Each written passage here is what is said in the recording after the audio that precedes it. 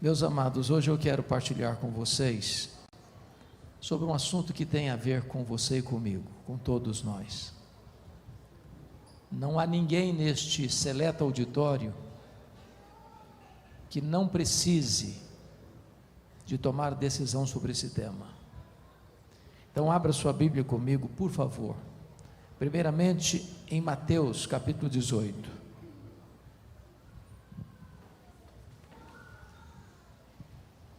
Mateus capítulo 18.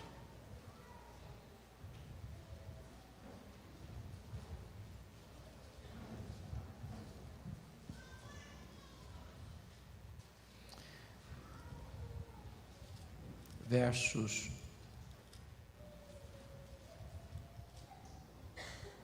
21 e 22.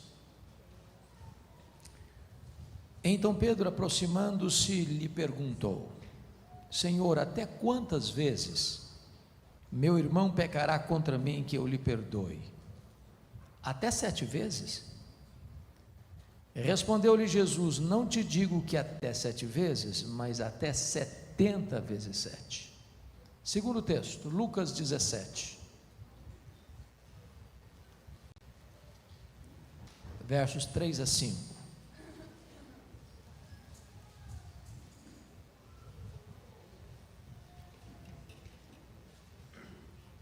Está escrito: acautelai-vos. Se teu irmão pecar contra ti, repreende-o. Se ele se arrepender, perdoa-lhe. Se por 7 vezes no dia pecar contra ti, e 7 vezes vier ter contigo dizendo: estou arrependido, perdoa-lhe. Então disseram os apóstolos ao Senhor: aumenta-nos a fé. Finalmente o texto de Colossenses, capítulo 3, verso 13. Abra comigo, por favor. Colossenses capítulo 3, verso 13. Está escrito: suportai-vos uns aos outros, perdoai-vos mutuamente, caso alguém tenha motivo de queixa contra outrem. Assim como o Senhor vos perdoou, assim também perdoai vós. Eu quero falar sobre perdão. E eu estou convencido de que todos nós precisamos deste assunto, porque nós não viemos de uma família perfeita. Nós não somos uma pessoa perfeita. Nós não nos casamos com uma pessoa perfeita. Nós não temos filhos perfeitos. Nós não frequentamos uma igreja perfeita. Mas hoje ou mais amanhã, nós vamos ter motivo de queixas, uns contra os outros. Mas hoje ou mais amanhã, nós vamos nos frustrar com alguém. Mas hoje ou mais amanhã, as pessoas nos decepcionarão. E nós vamos decepcionar as pessoas. Por isso, não tem saúde emocional, não tem saúde física, não tem saúde espiritual sem o exercício do perdão. Quem não perdoa não tem paz. Eu quero então afirmar para vocês que é muito fácil, eu até admito isso, pastor Rubem, muito fácil pregar um sermão sobre perdão. Não é fácil, entretanto, perdoar alguém que nos machuca. O perdão não é natural. O perdão é uma obra da graça de Deus no nosso coração. A nossa natureza não clama por perdão, ao contrário. A nossa natureza clama por pé, mão por mão, queimadura por queimadura. A nossa natureza clama por retaliação. Porém, não há cristianismo sem perdão. Porque todos vocês que vieram aqui nesta noite, se são de fato cristãos, se já nasceram de novo, já foram regenerados, todos vocês já foram perdoados. Ninguém entra no céu sem ser perdoado, e ninguém entrará no céu sem perdoar. Então, este é um assunto que tem a ver com você e comigo. Eu quero aqui olhar esse texto na perspectiva dos 3 textos que lemos. E a primeira pergunta que eu quero fazer é esta: por que perdoar? É o texto de Colossenses 3. Por que eu preciso perdoar? E a primeira razão por que eu preciso perdoar é porque eu já fui perdoado. E se eu já fui perdoado, é porque recebi de Deus um novo coração. Portanto, eu tenho uma nova natureza, uma nova mente. Portanto, faz parte da natureza de um crente perdoar. Se você encontrar uma pessoa que diz: eu sou crente, mas eu não perdoo. Eu sou crente, mas aquele fulano passou dos limites, eu não perdoo. Jesus nos ensinou a orar assim: Pai, perdoa-nos as nossas dívidas, assim como nós perdoamos aos nossos devedores. Se eu não perdoo, eu estou clamando por juízo e não por perdão sobre a minha vida. Se você tem um novo coração, você é um crente que perdoa. Mas mais, nós precisamos perdoar porque temos motivos de queixas uns contra os outros. Quem nunca falhou? Quem nunca errou? Quem nunca proferiu uma palavra mal proferida, que acabou machucando alguém? Quem nunca aqui saiu do ponto, perdeu o equilíbrio, destemperou-se,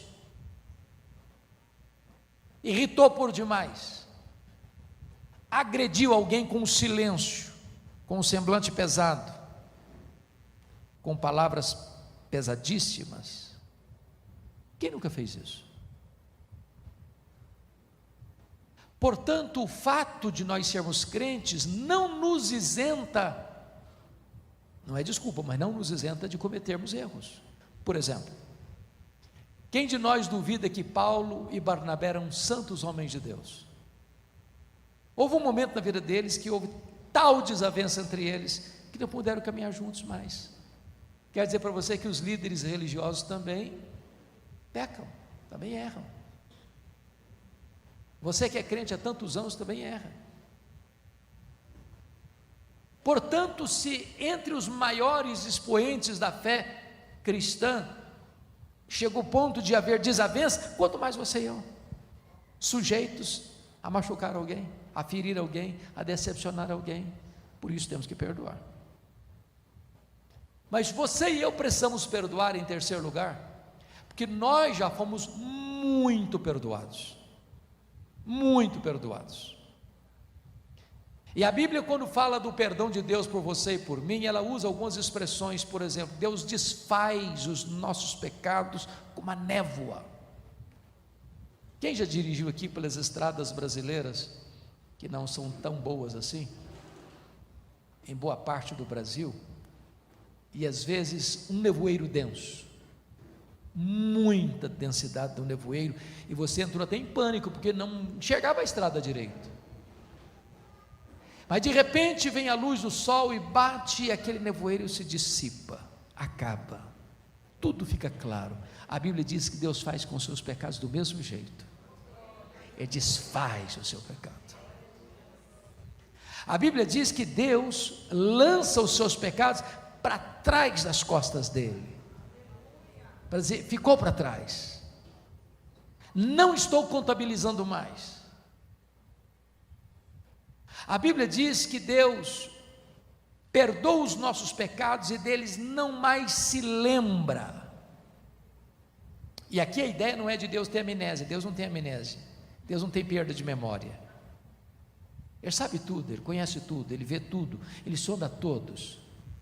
Mas a Bíblia diz que Ele não se lembra mais, no sentido de que Ele nunca mais joga no seu rosto um pecado que perdoou você. Deus nunca mais cobra de você uma dívida que já perdoou você. O perdão de Deus é completo, o perdão de Deus é cabal, o perdão de Deus é eterno.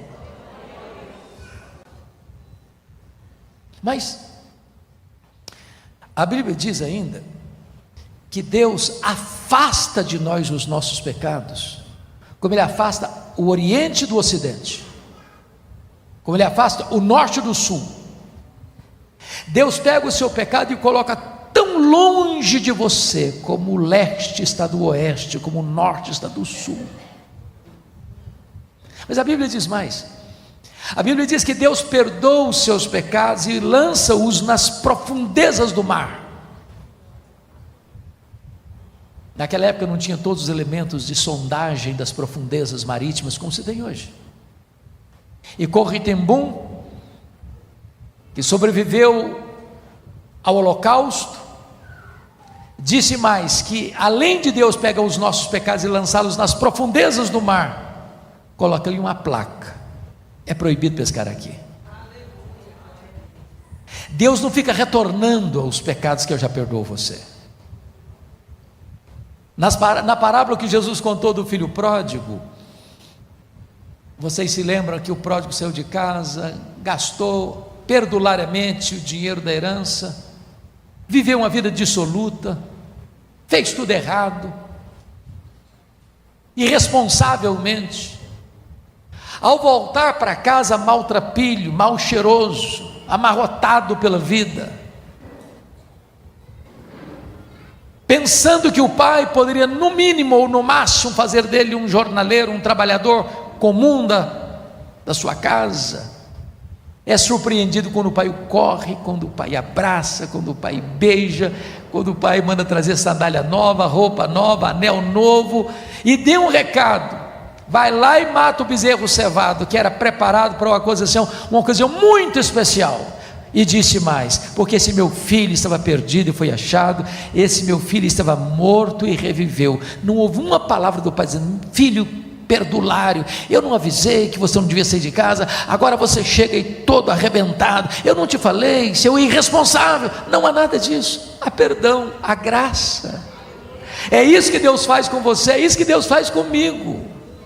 Perdão gracioso, perdão imerecido, perdão eterno, perdão completo. Mas me permita uma pergunta: você tem ideia qual é o tamanho da sua dívida com Deus? A Bíblia trata pecado como dívida. Quanto você deve? Quanto você deve? Se você tivesse que pagar, quanto você teria que pagar? Me permita dizer isso: não há uma pessoa nesse auditório que possa chegar para Deus e Deus, eu vou pagar tudo, eu vou saldar minha dívida contigo, eu vou entrar no céu pelo meu mérito, não vou ficar devendo um centavo. E a resposta é: isso é impossível. E Jesus ilustrou isso de uma maneira tão bonita na chamada parábola do credor incompassivo, quando narrou que um rei acertava conta com seus súditos e encontra um que lhe devia 10.000 talentos, e esse homem, não tendo como pagar a dívida, clamou por misericórdia, e o rei perdoa a ele a dívida de 10.000 talentos. Lá na frente, aquele homem perdoado encontra alguém que lhe deve 100 denários, também não tendo com que pagar. O homem pediu paciência, disse: não, comigo não é assim não, eu não tenho paciência não, paga o que você me deve, senão eu boto você na cadeia.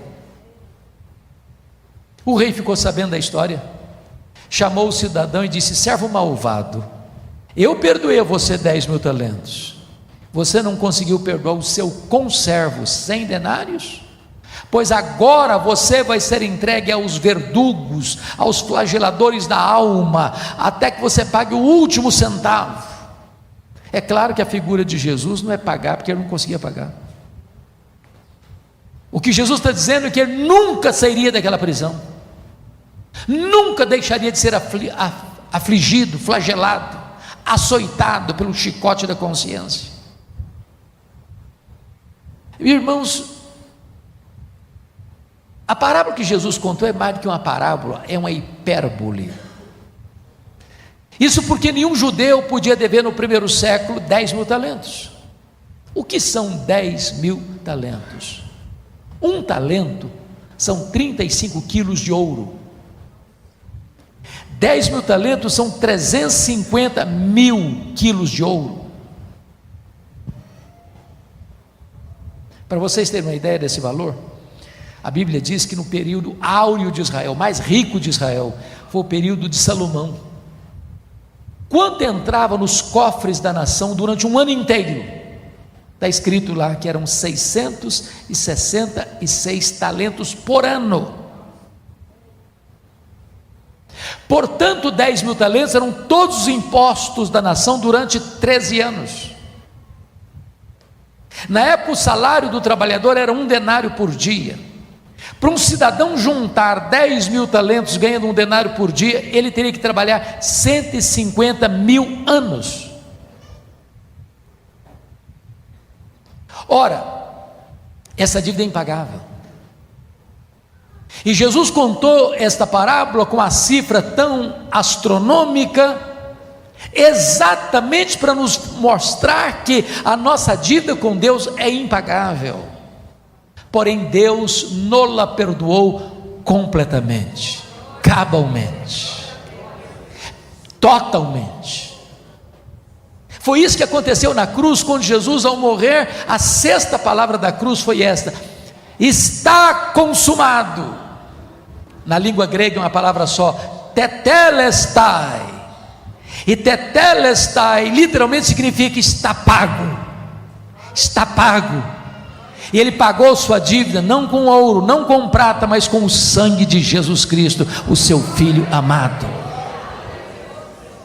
Sua dívida está quitada com Deus. Ele perdoou completamente. Mas quem é perdoado precisa o quê? Perdoar. Porque agora o homem que fora perdoado de 150 mil anos não consegue perdoar a dívida de 3 meses e 10 dias. Sabe o que Jesus quer dizer com isso? Você e eu nunca podemos afirmar para alguém: eu não perdoo você. Não perdoo. Você me machucou muito, você me feriu muito, você me humilhou muito, você me deu muito prejuízo. Eu não perdoo.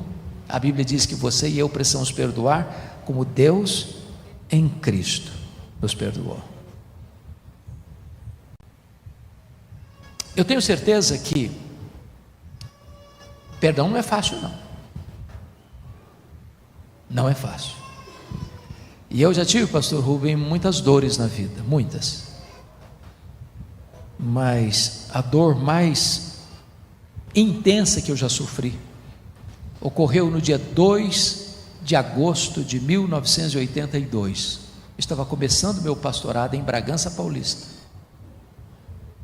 E meu irmão, e eu sou filho caçula, o meu irmão acima de mim, no dia 1º de agosto, dia anterior, tinha completado 27 anos, pai de 2 crianças lindas. E no dia 2 de agosto, ele foi brutalmente assassinado. Não por um estranho, mas pelo primo primeiro da sua mulher, com 11 golpes de faca, todos mortais. Quando eu recebi o telefonema, a dor foi tão avassaladora que eu perdi a voz. Porém, quando Deus trouxe as forças a mim, a primeira palavra que eu proferi foi esta: eu perdoo o assassino. Eu não tinha outra opção. Ou perdoava ou adoecia. Ou perdoava ou minha vida tornar-se um inferno. Ou perdoava ou teria que abandonar o ministério. O que eu posso garantir a vocês é que o perdão é maior que o ódio. O perdão cura. O perdão liberta. O perdão restaura. O perdão é a asepsia da alma, é a faxina da mente, é a alforria do coração. Se Deus me perdoou uma dívida que eu nunca podia pagar, eu nunca posso dizer para alguém: eu não perdoo você, porque a Bíblia me ensina que eu devo perdoar, assim como Deus em Cristo me perdoou. Essa é a razão por que você precisa perdoar, porque eu preciso perdoar. Mas vamos ao texto de Mateus, por gentileza. Mateus 18. E antes de entrar em Mateus 18, eu preciso dizer algo ainda para você. Antes de entrar em Mateus 18, 21 e 22. Você não apenas é chamado por Deus para perdoar quem machucou você, quem fez você sofrer, mas você precisa perdoar a você mesmo. Nós pastores, pastor Rubem, talvez tem mais pastores e deve ter aqui no auditório, lidamos com isso com muita frequência. Gente que está doente emocionalmente, porque um dia cometeu um erro, um deslize, um pecado moral, e esta pessoa começou a afligir a si mesma com o chicote da culpa, e nunca se perdoou. Ou é um trauma de infância, ou é um abuso sofrido na infância, ou é a agressão de pai e mãe, ou é a agressão do marido, uma agressão de um patrão, de uma pessoa que subjugou, que oprimiu. Eu estava pregando em São Paulo há algum tempo, e aproxima-se de mim uma mulher de 60 anos. Ela me mostrou a palma da mão rasgada. Ela disse: pastor, o senhor está vendo a minha mão rasgada com cicatriz? Eu falei: estou vendo, claro. Ela me disse: eu fui esfaqueada pela minha mãe quando eu tinha 10 anos. Ela me disse: eu odiei a minha mãe 50 anos. Eu enterrei a minha mãe e eu não a perdoei.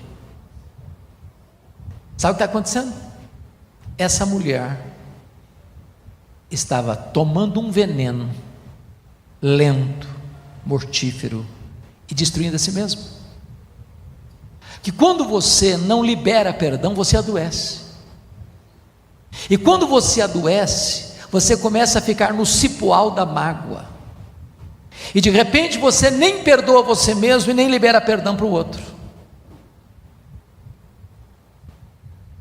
Estava num congresso de médicos lá no interior de Minas, e uma enfermeira muito sorridente nos atendia, e depois de uma palestra que eu ministrei, ela me procurou e disse: o senhor está vendo esse sorriso bonito que eu tenho? Eu falei: mas é claro que eu estou vendo. Ela me disse: esse sorriso é uma mentira, porque por trás desse sorriso eu escondo uma alma doente, ferida, machucada. Tem muita gente que não se perdoa. Helenivação, talvez a maior expressão que nós temos no Brasil de capelania hospitalar, mais de 40 anos de trabalho extraordinário, com tantas histórias de pacientes sofridos na vida. Conta num dos seus livros a história de Doralice. Doralice, por causa das suas angústias de não perdoar a si mesma, tomou uma decisão de tirar a vida, bebeu soda cáustica, destruiu seus órgãos internos. Correram com ela para um hospital, e um dos mais afamados cirurgiões de São Paulo dedicou sua vida a restaurar os órgãos internos de Doralice. Meses e meses, mais de uma dezena de cirurgias reparatórias. Depois de tanto empenho e tanto esforço, sentindo como que laureado por um prêmio grande, dá alta para Doralice, e a Doralice volta para casa. Uma semana depois, quando esse médico estava para fazer uma viagem para uma conferência internacional de medicina, o telefone toca no seu escritório. Era da casa de Doralice, e a informação era essa: Doralice acabou de cometer suicídio. Ele cancela a viagem, vai para aquela casa, debruça sobre o caixão da Doralice, com lágrimas pingando no corpo gelado daquela moça. Ele disse: Doralice, me perdoe, me perdoe. Eu curei as feridas do seu corpo, mas eu não lancetei as feridas da sua alma. Há muita gente com a alma ferida, porque nunca liberou perdão para si mesmo. Certa feita fui convidado a visitar uma senhora de 80 anos, seu filho mais velho, amigo meu, me disse assim: mamãe tem 80 anos, eu sou o filho mais velho, eu nunca vi minha mãe feliz, nunca. Minha mãe não sorria, minha mãe tem uma tristeza crônica, já levamos para médico, para psicólogo, para psiquiatra, já fez todo tipo de exame, ninguém detectou nada. O senhor podia ir lá conversar com ela? Eu falei: eu vou.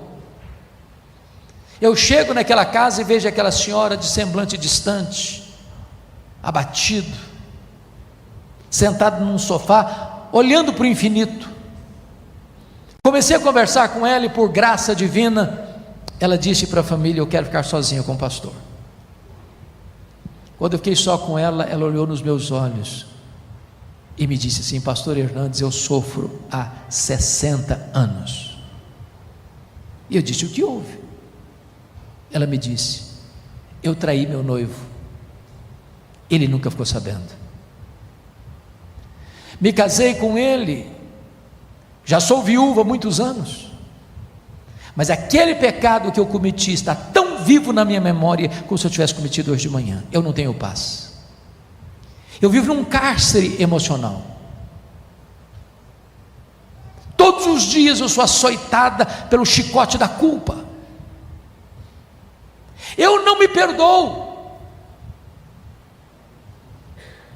Eu glorifico a Deus porque naquele dia eu preguei o evangelho para aquela senhora.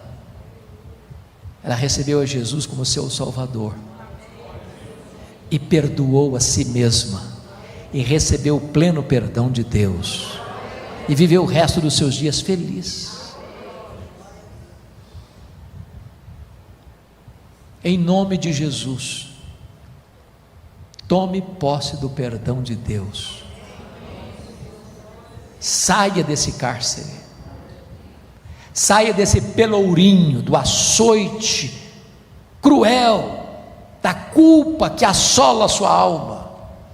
Hoje você pode sair daqui livre, perdoado, restaurado por Deus.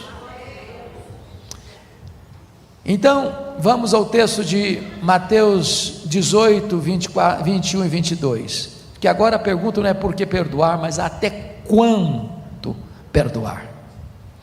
E a pergunta de Pedro é muito curiosa, porque ele se aproxima de Jesus e pergunta: Senhor, até quantas vezes meu irmão pecará contra mim que eu lhe perdoe? Não, ele está falando de coisa vaga, ele está falando de uma relação pessoal. Alguém peca, meu irmão peca contra mim, não é contra o outro, não, contra mim. Até quanto, Senhor, eu devo perdoar? Até 7 vezes. E veja você que 7 é um número emblemático na Bíblia, é um número completo. Eu acho que o que o Pedro está dizendo é o seguinte: Senhor, eu devo perdoar plenamente, até 7 vezes, até aguardando o elogio de Jesus. Pedro, você é um homem crente mesmo, viu? Você é batuta, cara. Aí Jesus desconcerta o Pedro, diz: não, Pedro, não é até 7 vezes, é até 70 vezes 7. Desculpe de falar isso, Pedro acho que não fez comum para saber rápido assim quanto é 70 vezes 7. O que Jesus quis dizer com isso? Até quando você vai perdoar? 70 vezes 7 não é apenas 490 vezes não, 70 vezes 7 é um perdão ilimitado. Me permita perguntar: quantas vezes você já pecou contra Deus? Quantas vezes? Já passou de 490 vezes? Já? Dá para você contabilizar quantas vezes você pecou contra Deus? E o que você faz quando você peca? Senhor, me perdoe. Senhor, tem misericórdia de mim. Senhor, perdoa-me, Senhor. E o que você espera de Deus? É que Ele perdoe você. É que Ele perdoe você. É que Ele perdoe você. É que Ele perdoe você. É que Ele perdoe você. Você já imaginou se Deus falasse assim para mim: olha, Hernandes, você pode pecar até 490 vezes. Se você pecar 491, está arriscado o meu mapa. Estava perdido.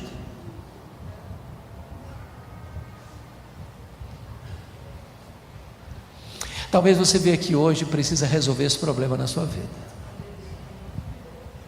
Talvez tem gente que você riscou da sua lista. Talvez você não tenha ódio, eu vou mandar matar o fulano. Não é isso não. Fulano morreu para mim. Eu não considero ele mais. Não está na minha lista mais. Você conhece gente, vou dar um gelo no fulano. Dá um gelo. Não falo mais com você. É indiferente. Se Deus tratasse você assim, como é que seria a sua vida? Até quantas vezes, Senhor? Até quando eu vou perdoar? Até 7 vezes? Não, Pedro, até 70 vezes 7. Tem gente, eu perdoo, mas agora você é para lá e eu para cá. Nunca mais quero me relacionar com você. E se Deus fizesse isso? E se Deus fizesse isso com você e comigo? O que seria? Quer ver uma coisa? De forma prática. Certa feita alguém chegou para Jesus e perguntou assim, pergunta de algibeira: o senhor, fala aí, é lícito ao marido repudiar sua mulher por qualquer motivo? Aí Jesus respondeu assim: não tendes lido que o Criador desde o princípio fez homem e mulher, por isso disse: deixa o homem seu pai e sua mãe, se une a sua mulher, tornando-se os dois uma só carne, e o que Deus uniu não separe o homem. Em outras palavras, vocês não conhecem a Bíblia? Vamos voltar para a Bíblia? Vamos ver o que a Bíblia diz? Aí eles tornaram a perguntar: mas então por que Moisés mandou dar carta de divórcio e repudiar? Aí Jesus respondeu assim: não, vocês não entenderam Moisés. Moisés nunca mandou divorciar. Casamento é uma instituição divina, divórcio não é uma instituição divina, é uma instituição humana. Agora, sabe por que Moisés permitiu? Não mandou, não, permitiu, porque há uma diferença entre mandar e permitir. Moisés permitiu por causa da dureza do vosso coração. E o que é dureza de coração? Incapacidade de quê? De perdoar. Sabe por que tem tantos divórcios hoje? Porque tem disposição de quê? De perdoar.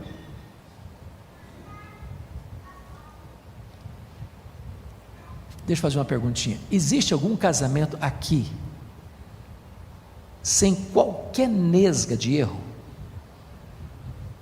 Você é uma pessoa perfeita? Seu cônjuge é uma pessoa perfeita? Não é. Tem erros pequenos, tem erros médios, tem erros grandes, tem pecados que às vezes só Deus conhece, tem pecados que eu faço que prejudica a mim, tem pecado que eu faço que prejudica a mim, prejudica a minha família, prejudica muita gente. Quantos desses pecados Deus perdoa? Quantos? Todos. Onde tem arrependimento, tem confissão, tem abandono do pecado, tem perdão de Deus. Talvez você precisa perdoar alguém da sua casa, da sua família. Talvez é o seu marido, talvez é a sua mulher, talvez são seus pais, talvez são seus irmãos, talvez é o sócio da sua empresa que passou uma rasteira em você. Talvez é alguém que espalhou boataria dos fake news da vida pelas mídias sociais, manchando a sua reputação, num verdadeiro assassinato de reputação. A única maneira de você sair desta noite aqui livre, verdadeiramente livre, é espremendo o pus da ferida e perdoando, até 70 vezes 7, ou seja, de forma ilimitada. Vamos ao último texto agora, Lucas 17, por favor. Lucas 17.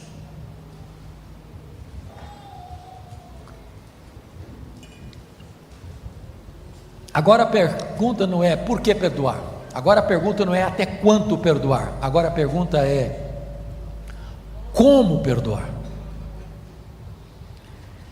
A primeira palavra do texto está aí no versículo 3, acautelai-vos. Eu gosto de Jesus muito particularmente por esta palavra.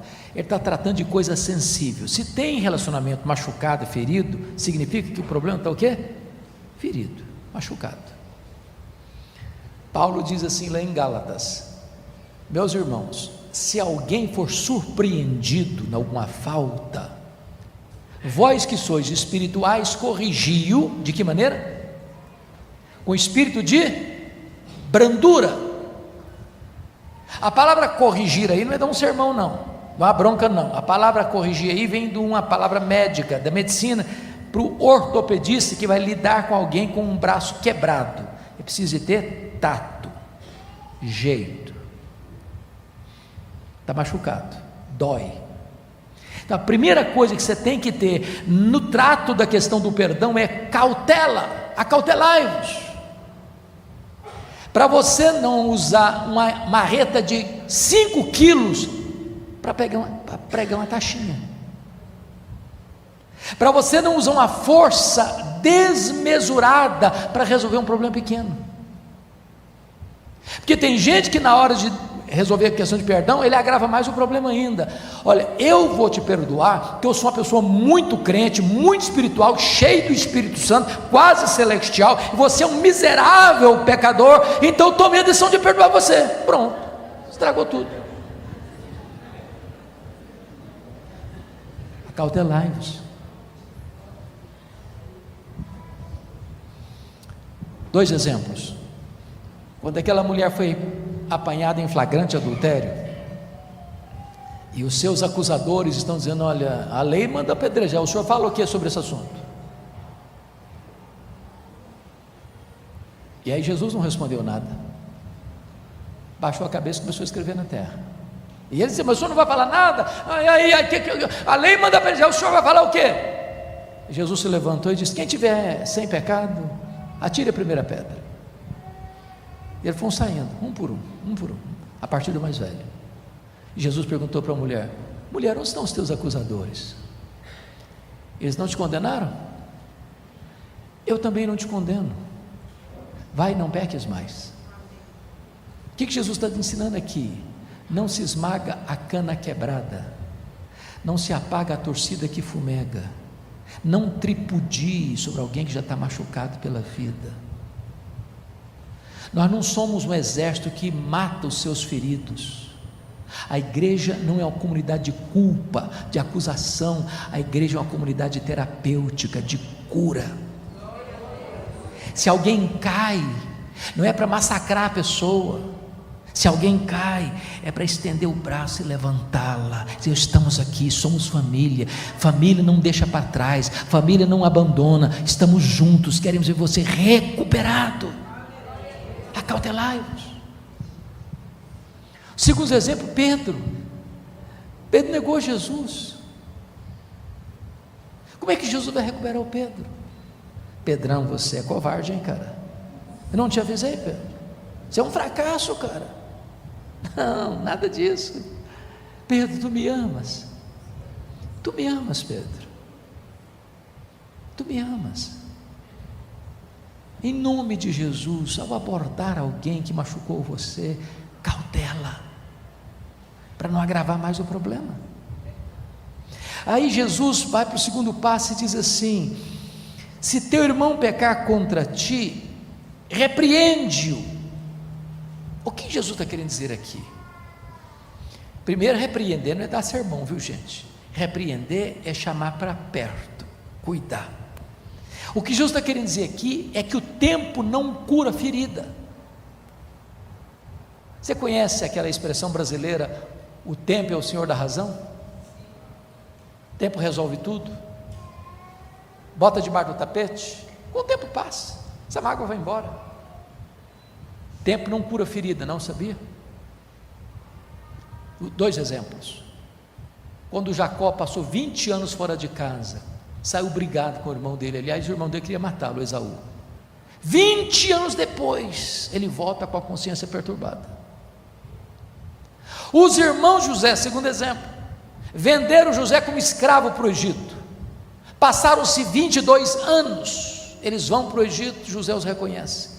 A consciência deles está perturbada depois de 22 anos. Tempo gangrena a ferida, não cura a ferida. Se o teu irmão pecar contra ti, não fique em silêncio, não guarde mágoa, não beba veneno pensando que outro é quem vai morrer, não destrua você mesmo com autofagia. Se alguém pecar contra você, vai a ele, mas não vai ao próximo não espalha boato não, porque às vezes a gente faz isso, o fulano tal me machucou, o fulano tal fez mal contra mim, espalha para todo mundo que o fulano fez mal para ele, menos ir no fulano e repreendê-lo. Vai lá, confronte o assunto, trata do assunto, sem espalhar para todo mundo.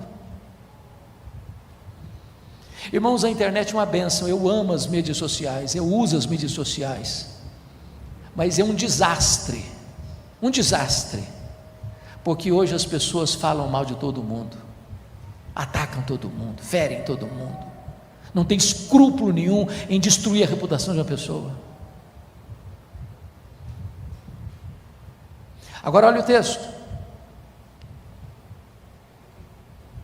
se ele se arrepender, perdoa-lhe.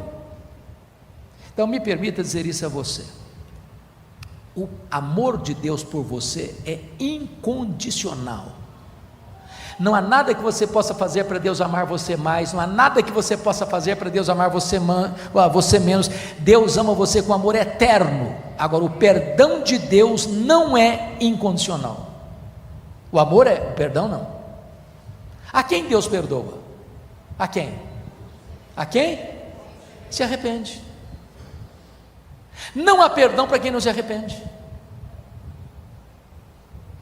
Então Jesus está dizendo assim, se o teu irmão vier a ti arrependido, perdoa-lhe. Agora, por favor, o versículo 4 é algo que humanamente é incompreensível. Está escrito assim, se por 7 vezes no dia pecar contra ti, e 7 vezes vier ter contigo dizendo, estou arrependido, perdoa-lhe. Você e eu nunca vimos isso, eu nunca vi alguém machucar uma pessoa de manhãzinha, falando, me perdoe, eu errei. 2 horas depois ele fere de novo e volta, desculpa, eu errei.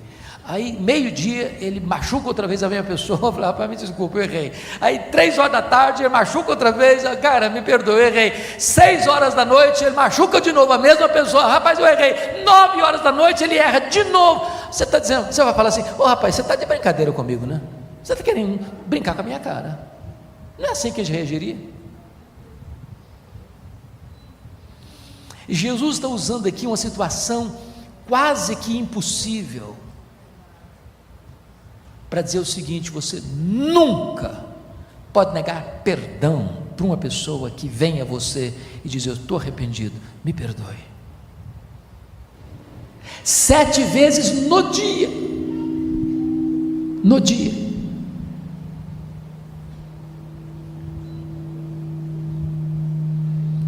mas deixa eu ilustrar isso para partir para o encerramento. Acho que todos vocês já ouviram falar de Corrie ten Boom. Corrie ten Boom pertencia a uma família na Holanda, e a família dela no período da Segunda Guerra Mundial, melhorou um pouquinho. Na Segunda Guerra Mundial, a família dela foi acusada de um grave crime, porque o pai dela, a família dela, abriu um espaço na casa deles para esconder judeus que estavam sendo perseguidos e mortos. Por isso, refúgio secreto. A casa dela era um refúgio secreto. A família dela foi apanhada, jogada num campo de concentração. O pai morreu, a irmã Betsy morreu, mas ela sobreviveu. Corrie ten Boom. E ela passou a pregar mundo afora, mormente na Alemanha, contando as experiências da sobrevivência. experiências incríveis. Uma das mais incríveis, pastor Rubens, é que quando ela estava sendo levada para o campo de concentração e os guardas cortando o cabelo, rapando o cabelo todo, fazendo investigação de tirar tudo do corpo, apalpar até as partes íntimas do corpo, ela orou a Deus, que ela estava com a biblinha dela, a Bíblia pequena. Falei, meu Deus, eu preciso da minha Bíblia. E ela está na fila, e ela fez uma oração: Deus, que os teus anjos acampem ao meu redor agora, para que eles não vejam a minha Bíblia.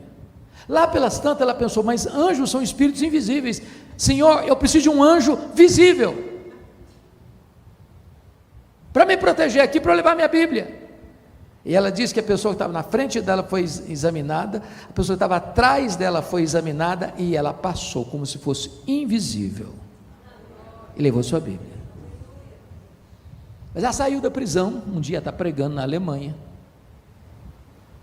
e o guarda da prisão, aquele que mais fustigava, batia, cruelmente, inclusive matando a sua irmã Betsy, já tão fraquinha, está lá no auditório, e ela o reconhece, e o cara reconheceu ela também. O cara se tornou crente, se converteu, e está lá escutando, corre tembum. E o cidadão na porta da igreja, depois do culto, estendeu a mão para falar com ela. Gosto de sangue veio na boca dela. Ela encolheu a mão, e o Espírito Santo disse a ela: pois está na hora de você ficar livre dessa mágoa. Estendeu a mão de novo e disse: eu sei o mal que o Senhor me fez, mas eu te perdoo em nome de Jesus. O Senhor fique livre, porque a partir de agora eu estou livre. Esse é o perdão que você e eu podemos oferecer, porque esse foi o perdão que nós recebemos. Mas qual foi a reação dos discípulos para terminar? Versículo 5: Senhor, então aumenta-nos a fé. Sabe o que eles estão dizendo? Ô Senhor, o Senhor botou a régua muito em cima, esse padrão não dá para nós não, nós não temos cancha para isso não. Aumenta-nos a fé então, Senhor. Sabe o que significa isso, irmãos? Perdão, como disse no começo, não é porque você foi bem criado, porque você tem um temperamento ameno, porque você é uma pessoa mansa, cordata, doce. Não, perdão é uma obra da graça de Deus em nós. Tome a decisão de perdoar, assim como Deus em Cristo perdoou você, completamente, totalmente, eternamente. Talvez você vai precisar sair daqui hoje e fazer um telefonema, passar uma mensagem, fazer uma visita, mas em nome de Jesus, tome essa decisão, porque perdão não é uma questão de sentimento, é uma questão de decisão. Eu resolvo perdoar, como Deus em Cristo me perdoou. Eu quero orar com vocês. Fiquem em pé, por gentileza. Nós vamos orar.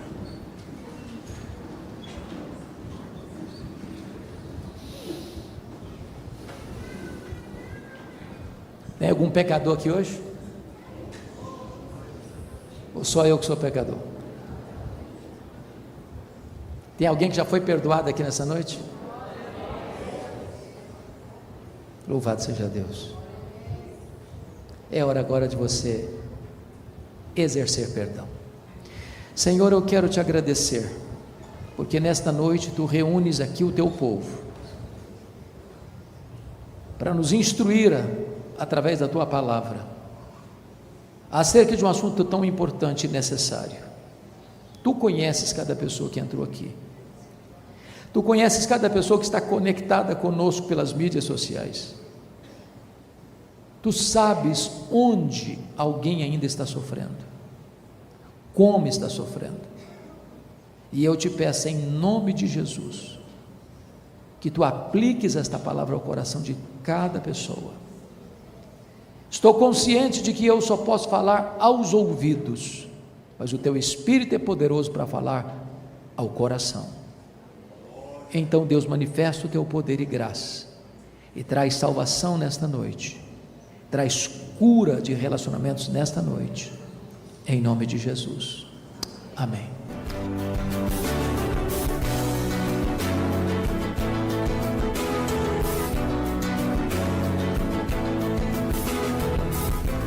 Palavra da Verdade, com Hernandes Dias Lopes.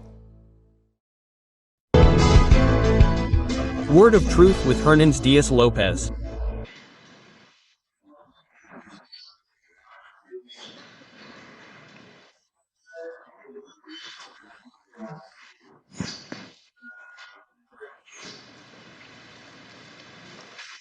Dear brothers, we are going to open the Word of God in the Gospel of Jesus Christ, according to the account of Luke, chapter 16.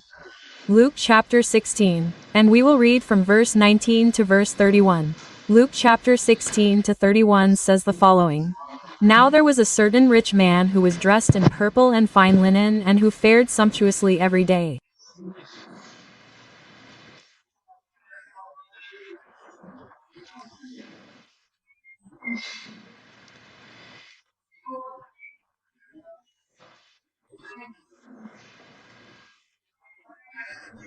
And there was a certain beggar named Lazarus, covered with sores, who lay at his gate and longed to eat the crumbs that fell from the rich man's table. And even the dogs came and licked his sores. And it happened that the beggar died and was carried by the angels to Abraham's bosom. The rich man also died and was buried in hell. Being in torments, he lifted up his eyes and saw Abraham afar off, and Lazarus in his bosom. Then he cried out and said, Father Abraham, have mercy on me, and send Lazarus that he may bruise his sore in water. Take my finger and cool my tongue, for I am tormented in this flame. But Abraham said, Son, remember that you in your lifetime received your good things, and likewise Lazarus evil things. But now he is comforted here, while you are in torment. And besides all this, between you and us a great chasm has been fixed, so that those who want to pass from here to you cannot. Neither can he pass to us. Quote.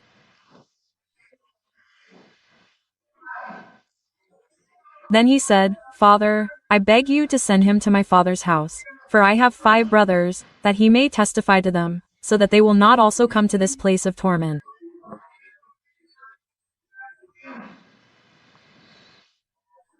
Abraham said, They have Moses and the prophets. Let them listen to them. Quote.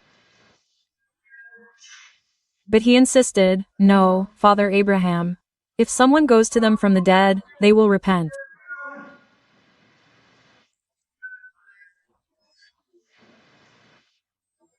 Abraham said to him, If they do not listen to Moses and the prophets, will they not be persuaded even if someone rises from the dead?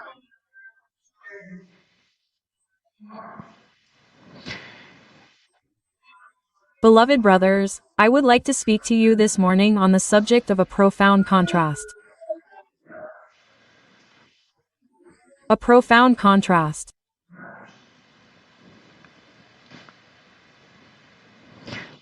This is one of the most remarkable passages in the Bible. This passage is easy to understand. This passage is crystal clear.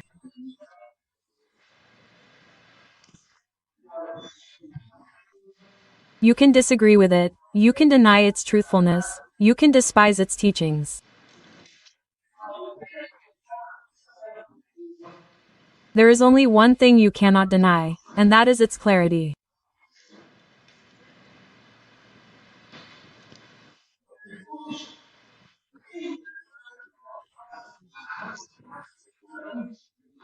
Jesus paints before our eyes an absolutely clear, lucid, solemn, eloquent picture. showing us here in this scene the picture of a rich man.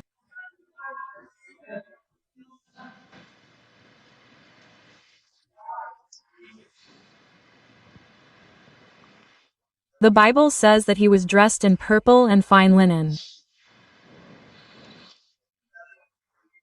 The Bible says that every day, not just on weekends and holidays, but every day, he indulged himself splendidly.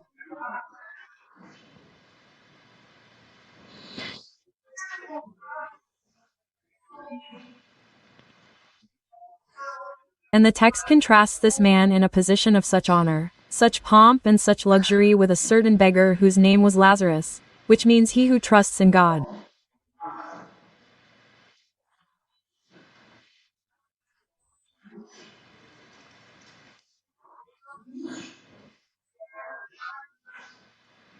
And yet, covered with sores, he lay at the rich man's door, his stomach ravaged by hunger, wanting to feed on the crumbs that fell from the rich man's table.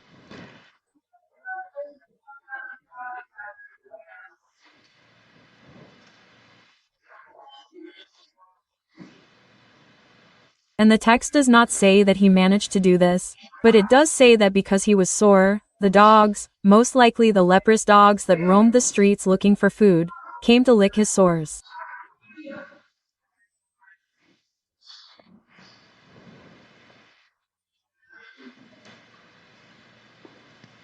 And the text also says that Lazarus died, raised to Abraham's bosom, heaven, his father's house, paradise, the New Jerusalem.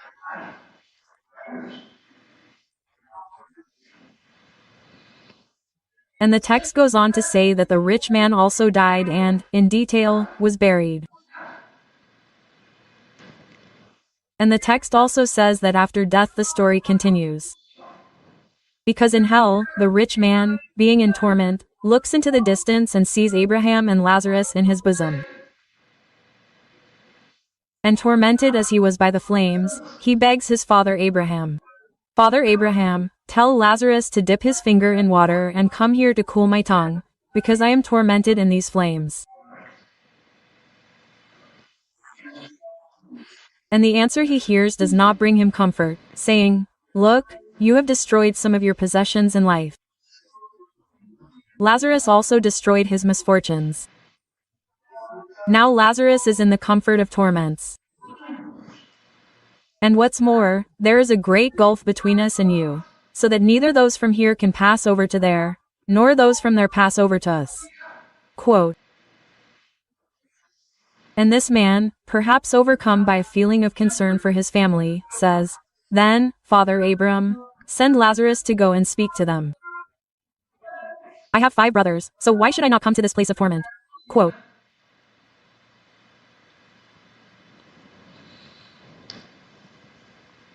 and the scripture says that Jesus' order, Jesus' speech is, they have Moses, they have the prophets, they have the Bible.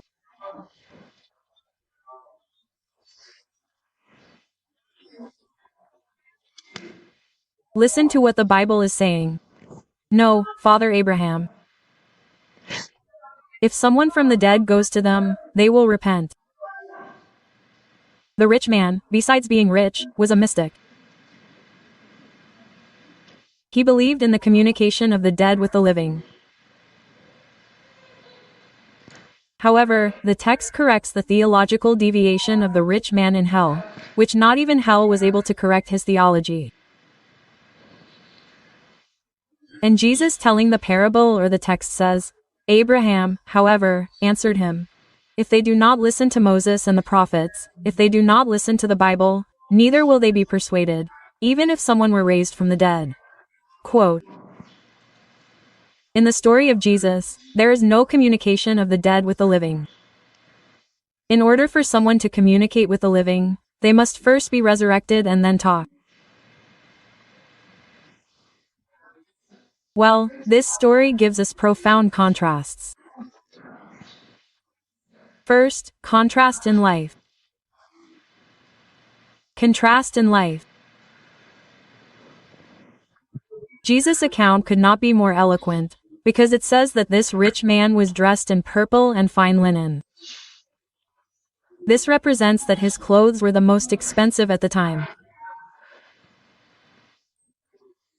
Purple was a dye extracted from the bottom of the sea. And only senators, only the rich at the time could wear purple. Do you remember that Lydia, who was mentioned in the 8 o'clock service, was an Asian businesswoman in Philippi who sold purple? Fine linen was the best at the time. This man wore the most expensive brands, the most beautiful clothes.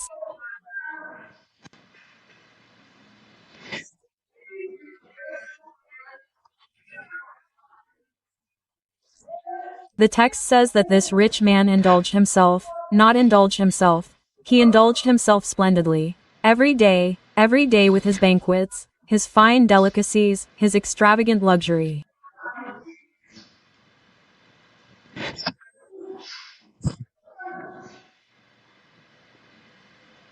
He has a lot and shows off everything he has. He is crowned with goods. He is surrounded by abundance. He has the surplus that the other does not have as basic.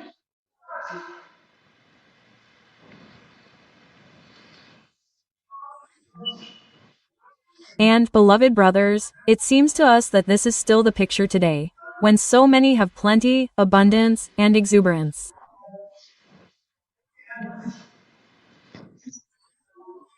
But it is curious that in the contrast of life there is no accusation against this rich man that he is a murderer, that he is a thief, that he is an adult, that he is corrupt.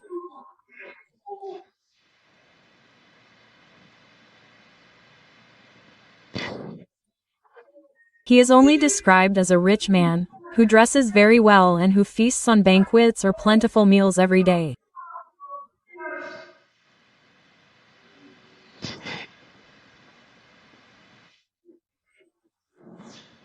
And that he is indifferent to the poor, suffering beggar who is at his door.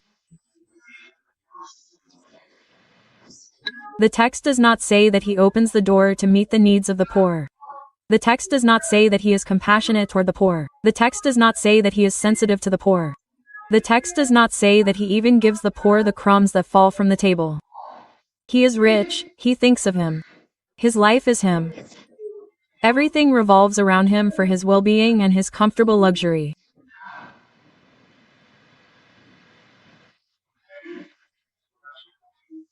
But still in the contrast of life, you find a beggar who has nothing, who has no clothes, who has no food.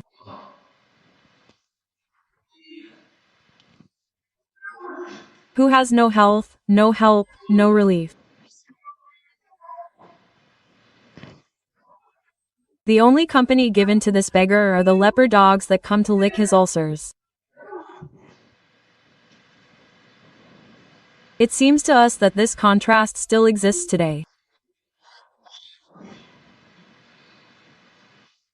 Some have too much, others don't have the basics.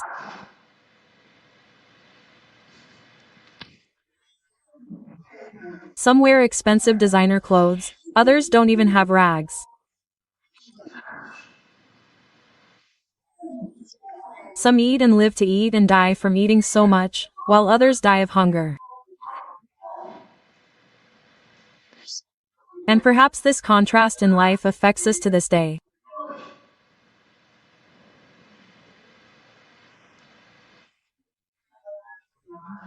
Last week I returned from Guinea-Bissau and I was heartbroken, deeply wounded.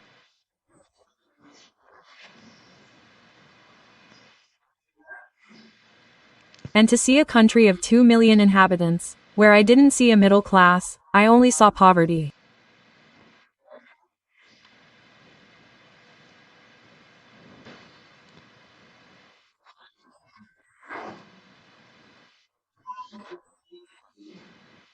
The expectation of a people whose dream is to eat today, not tomorrow, today to see young women with a bowl of cucumbers or a bowl of potatoes to sell that bowl all day long around her so that at the end of the day, who knows, they might have a plate of food.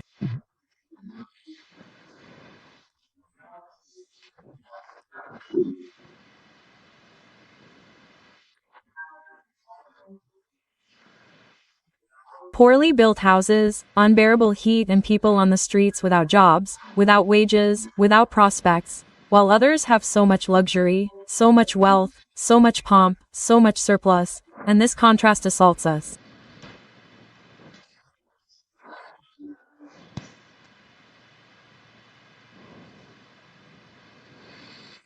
But this text brings us, brothers, a second contrast, the contrast of death.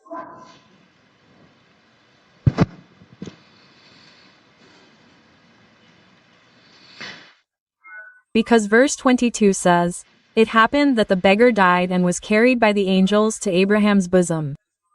The rich man also died and was buried." I want to tell you that the poor man dies, the rich man dies. The arrow of death reaches the highest palaces. There is no way to shield a human being from death, neither money, nor social position, nor wealth, nor expensive clothes, nor banquets or dishes. Death comes and comes for everyone. But what is curious about the contrast of death, my beloved brothers, is that the text says in verse 22 that the beggar died, but it does not say that he was buried. And Jesus carefully emphasizes this. He only died, but there was no funeral ceremony, no cedar coffin, no music, no ceremony, no speeches.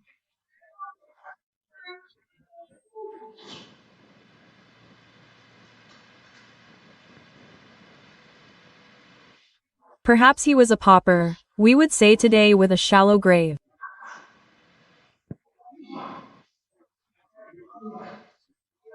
Or worse, knowing the history of the East, perhaps the dogs were his coffin and his agents. Funerals. And we leave this scene horrified, nauseated, disgusted.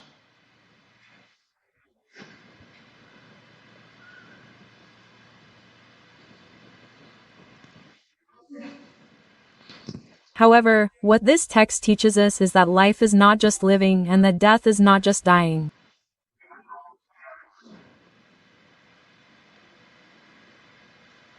Because the text says that the rich man also died, and it is written that he was buried. And I imagine the scene that is behind the silence.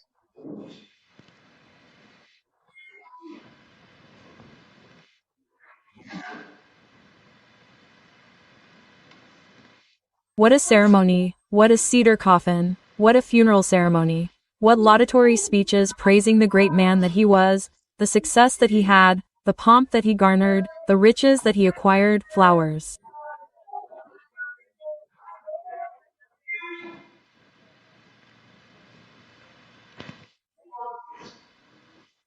Refinement even in death. And perhaps when the coffin was lowered into the grave, someone said, "He is at rest." Contrast in death. This scene is still there every day. Still. Now pay attention. The rich man is not in hell because he was rich. Nor is the wounded Lazarus in heaven because he was poor.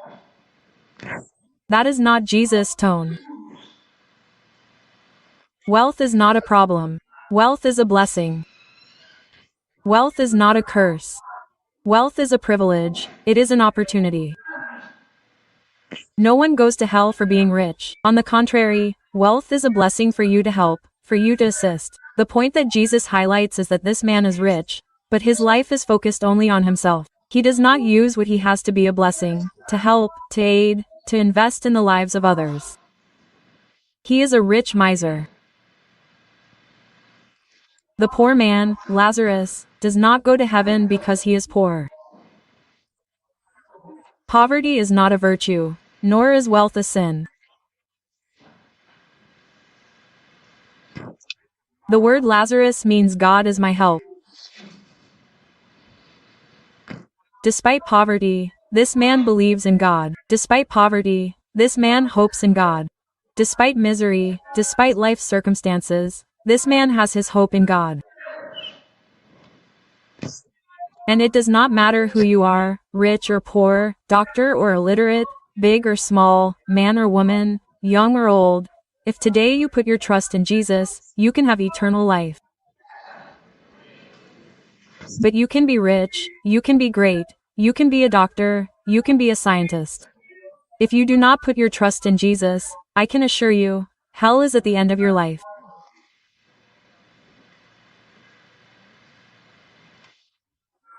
Now let's look at the third contrast, the contrast in eternity. Life is not just living. Death is not just dying. The text says, check it out with me, verse 22, that the beggar died and was carried by the angels to Abraham's bosom. The Bible does not say that he was buried. Perhaps, as I said, the dogs were his tomb. But man is not just a body. Man is not just matter. Man was created in the image and likeness of God. And God put the breath of life into him and he became a living soul. What is death? Death is when the soul, this immaterial and spiritual element, is separated from the body. But Jesus is not talking here about annihilation. Jesus is not talking here about a place of purification, a purgatory, where the person will suffer and suffer and suffer for a long and unspecified time until he is purged and then enters into glory. Jesus is not talking here about this man dying and being disembodied and being incarnated again and was incarnated again and was incarnated again and was incarnated again. No, and the Bible also doesn't say here that the soul remained asleep. No. The Bible says that the beggar died and was taken by the angels to Abraham's bosom, to heaven, to paradise, to the New Jerusalem, to the Father's house.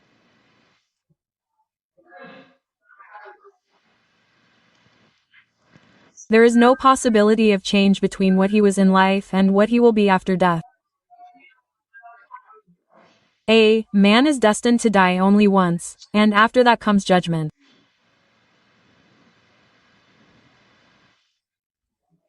In other words, it is impossible for someone to die wicked and be resurrected to the resurrection of life. It is impossible for someone to die wicked and enter heaven, just as it is impossible for a godly person to die and go to hell. This is the moment of decision.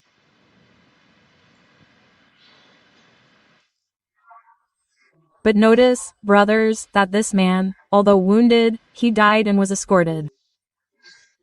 His soul was taken to Abraham's bosom. And there is no crying there. And there is no pain there. And there is no mourning there. And there is no misery there. And there is no suffering there. And there is no anguish there. And there is no stomach shot by hunger there. There is no misfortune there. There are no leper dogs there. There he is in comfort, in the comfort of God. I want to tell you that heaven is not a lie. Heaven is not a myth. Heaven is not a chimera. Heaven is not a fantasy.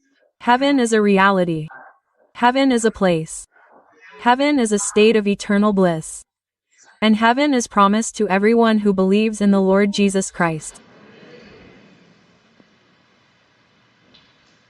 But I also need to tell you that hell exists.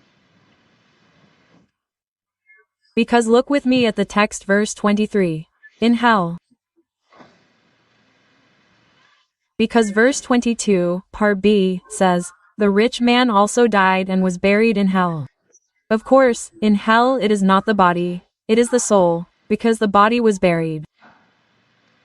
So, pay attention to this. The moment a person dies, the exact moment he dies, his soul detaches itself from the body, separates itself from the body and goes immediately either to heaven, to Abraham's bosom, or to hell.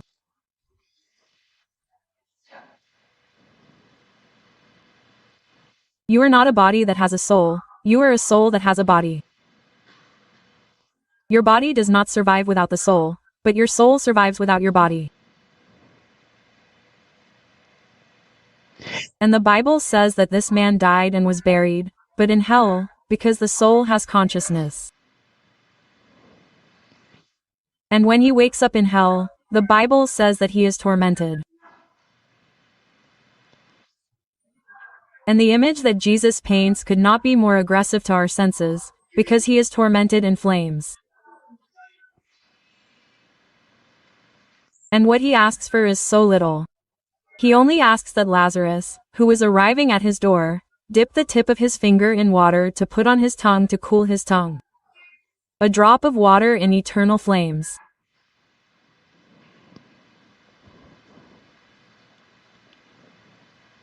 Maybe you ask, but where is hell? And I answer, it is at the end of a life without Christ. Maybe you say, but isn't that politically correct? But it is not elegant to talk about hell. That is a harsh word. That is a word that scares. That is a word that hurts. That offends the sensibility. But it is better to hear about hell than to go there. The one who spoke most about hell in the Bible was Jesus, and he is the very expression of love. It is an act of love to warn you to flee from the wrath to come, because today is still time to repent. Today is still time to turn to God. Today is still time for you to be reconciled with God. Today is still time for you to be saved and have eternal life. Amen.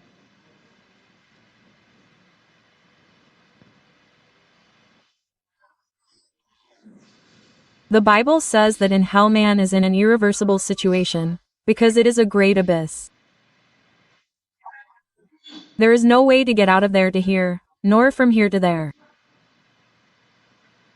In other words, if man is destined to die only once, and after that comes judgment, there is no more chance of helping someone who has died. There is no chance. Don't create fantasies, don't create false expectations. There is no seventh-day Mass, number 30-day Mass, no sacrifice that anyone can make here. There is nothing that anyone can do here for someone who has already died. Today is the opportune day of salvation. After that, there is no more hope.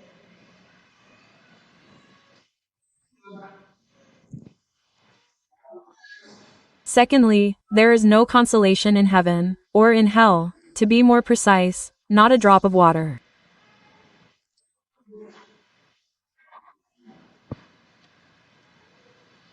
Brothers, this is terrible language.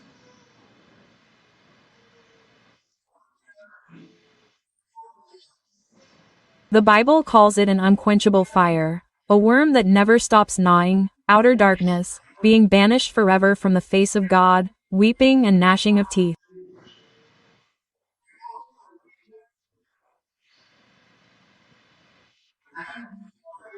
We leave, perhaps with a broken heart and disgust.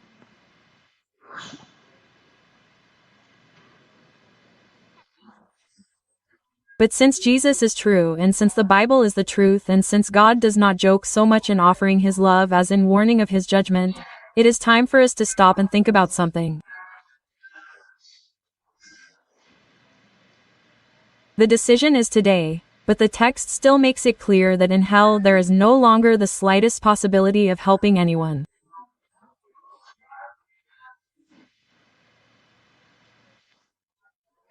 This man's conscience regarding his family and himself was awakened too late.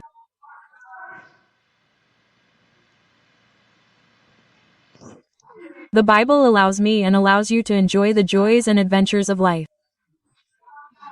There is no sin in your being a wealthy person, in your being a rich person and enjoying banquets and enjoying beautiful clothes and going to wonderful places and taking wonderful trips and eating in wonderful restaurants and enjoying all the good things in this life, because God made everything for your pleasure.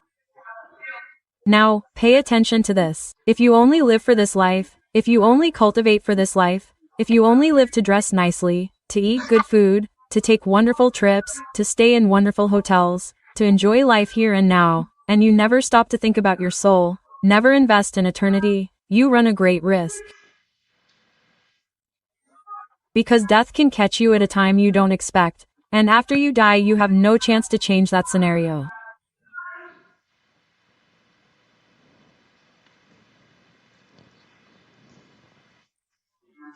Contrast in life, contrast in death, contrast in eternity. What are you going to do? What decision are you going to make? Jesus ends this text by showing one last lesson.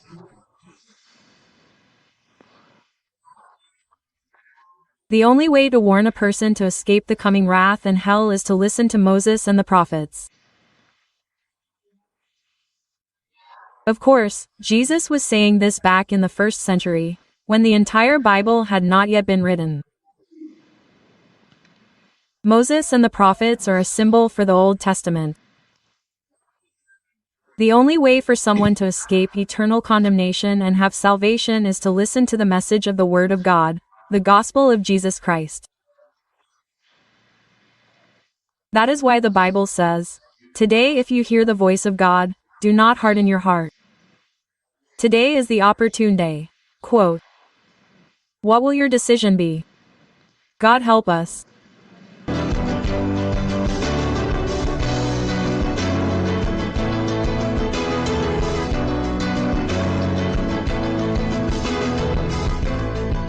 Word of Truth with Hernán Díaz López.